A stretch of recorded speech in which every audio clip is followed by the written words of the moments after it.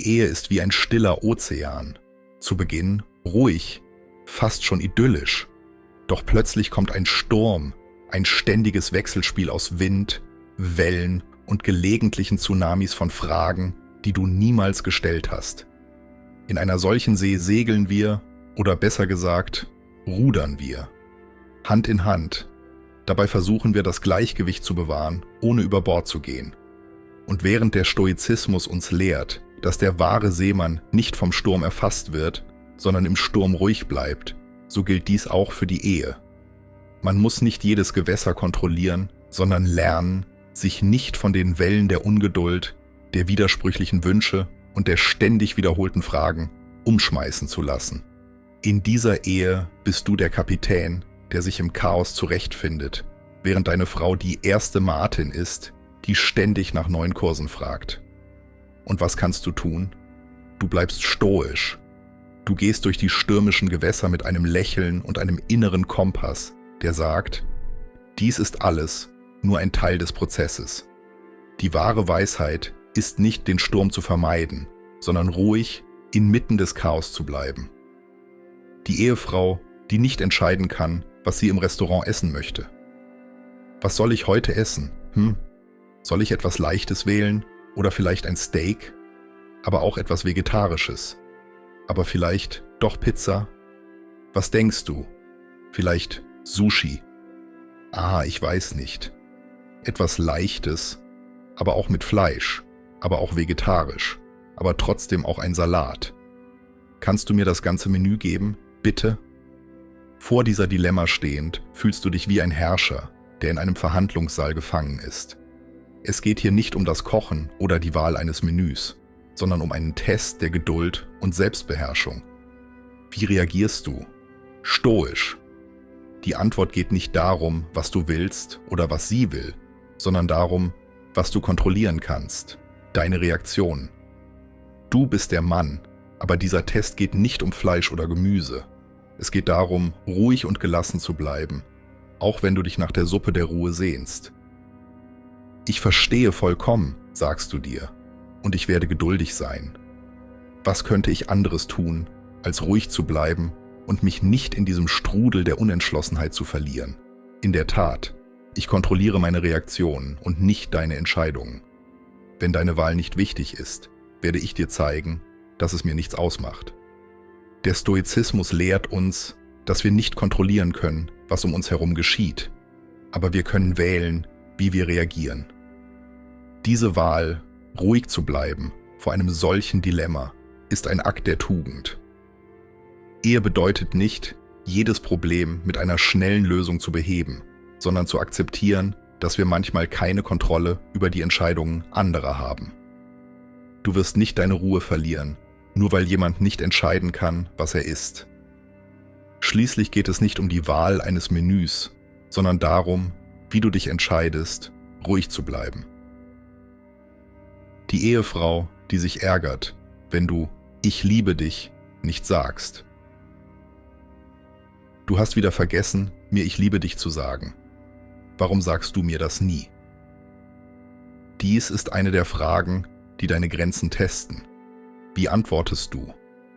Wie drückst du deine Liebe in einem Moment der Erschöpfung aus, wenn Worte nicht immer ausreichen und nicht immer das sind, was zählt? In dieser Situation bietet dir der Stoizismus einen perfekten Rahmen, um zu verstehen, wie du antworten sollst. Es geht nicht um deine Worte, sondern darum, wie du deine Liebe lebst.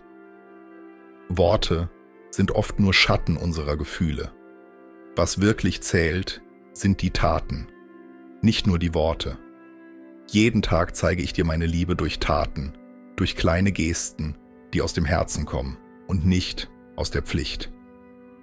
Doch deine Frau, wie jeder von uns, hat das Bedürfnis nach ständiger Bestätigung ihrer Liebe und selbst ein einfaches „Ich liebe dich" kann für sie von entscheidender Bedeutung sein. Aber was du hier lernst, ist, ruhig zu bleiben, das Verhalten der anderen zu akzeptieren und zu verstehen, dass du nicht immer das tun musst, was sie von dir verlangt. Vielleicht habe ich diese Worte heute nicht gesagt, aber ich habe dir meine Liebe durch mein Schweigen, durch mein Zuhören und meine Geduld gezeigt. Liebe ist nicht nur das, was wir sagen, sondern wie wir füreinander da sind in Momenten der Stille. In diesem Sinne lehrt uns der Stoizismus, dass wahre Liebe nicht durch verbale Ausdrucksformen definiert wird, sondern durch das, was wir tun. Es ist auch wichtig zu verstehen, dass nicht jeder diese stille Form der Liebe verstehen wird und dass Geduld mit ihren Bedürfnissen die Beziehung stärkt. Die Ehefrau, die jede Diskussion zu einer Verhandlung um die Fernbedienung macht. Nein, ich will mir diese Sendung ansehen. Ich mag nicht, was du anschaust. Warum lässt du mich nicht entscheiden? Lass uns verhandeln. Hier bist du in einer Auseinandersetzung gefangen, die wie ein banales Problem aussieht. Die Kontrolle über die Fernbedienung? Es ist ein Symbol für ein größeres Missverständnis. Wie reagierst du? Im Stoizismus lernen wir, dass manchmal der größte Gewinn darin besteht, ruhig zu bleiben, wenn uns etwas entzogen wird, selbst die Kontrolle über eine einfache Fernbedienung. Es geht hier nicht darum, den Kampf um die Fernbedienung zu gewinnen, sondern darum, den Kampf um deine emotionale Balance zu gewinnen. Es ist eine Lektion der Selbstbeherrschung. Ehe bedeutet nicht, immer Recht zu haben. Der Stoizismus lehrt, dass wahre Weisheit darin liegt, zu akzeptieren, dass du nicht jede kleine Auseinandersetzung gewinnen musst. Manchmal ist es auch eine Weisheit, die Dinge einfach laufen zu lassen. Wenn das deine Wahl für den Abend ist, werde ich dich unterstützen. Wenn nicht, werde ich einen Weg finden, Frieden in diesem Moment zu finden und das zu genießen, was ich habe. Die Ehefrau, die dich 5-mal die Woche fragt, ob sie diese Schuhe noch liebt. Was hältst du von diesen Schuhen? Glaubst du, ich liebe diese Schuhe noch? Wie oft kannst du auf die gleiche Frage antworten, ohne deine Ruhe zu verlieren? Diese Art von Frage kann eine echte Herausforderung sein. Es fühlt sich an, als ob du in einem endlosen Zyklus der ständigen Bestätigung gefangen bist. Aber wieder kommt der Stoizismus ins Spiel. Ehe geht nicht darum, auf jede Frage sofort zu reagieren. Es geht darum, zu verstehen, dass du nicht immer antworten musst. Ich kann dieses wiederholte Verhalten nicht kontrollieren, aber ich kann wählen, wie ich darauf reagiere. Es geht nicht um die Schuhe, sondern um Geduld und Akzeptanz. Ich bin nicht perfekt, aber ich kann lernen, ruhig zu antworten und Liebe zu zeigen. Diese Art von Verhalten zu akzeptieren, bedeutet nicht nachzugeben, sondern zu lernen, ruhig und gelassen zu bleiben. Der Stoizismus lehrt uns, dass in den absurdesten Situationen unsere Ruhe unsere größte Tugend ist. Die Ehefrau, die um 2 Uhr morgens mit einem tiefgründigen Thema zu dir kommen muss. Ich habe dich geweckt, weil wir über unsere Zukunft sprechen müssen. Es ist dringend. Diese Art von Frage mitten in der Nacht kann dich verwirren, aber der Stoizismus lässt dich nicht deinen Fokus verlieren. Wie antwortest du? Wie bewahrst du deine Ruhe, wenn die ganze Welt auseinanderzufallen scheint, während du nur schlafen willst? Ich verstehe, dass es dir wichtig ist, über unsere Zukunft zu sprechen. Aber wir müssen das nicht jetzt tun. Jetzt, mehr denn je, erkenne ich, dass wir unseren Geist ruhen lassen müssen. Und auch in dieser Situation kann ich ruhig bleiben. Dies ist eine Lektion der Selbstbeherrschung.